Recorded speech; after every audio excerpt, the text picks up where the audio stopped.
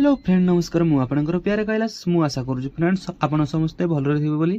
तो so friends हठात आज आम मालिक रो गैस सप्लाई गाड़ी रो हैंडल भांगी की गाड़ी मझी रास्ता रे अटकी जाइछि।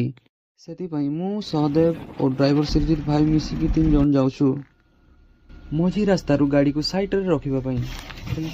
वर्तमान फ्रेंड्स हम पहुंच गले मो लाई पड़िले देख परथबे मामा ए दाई मामा मामा बन्नी ए दाई मामा എവിടെ കുട്ടി എവിടെ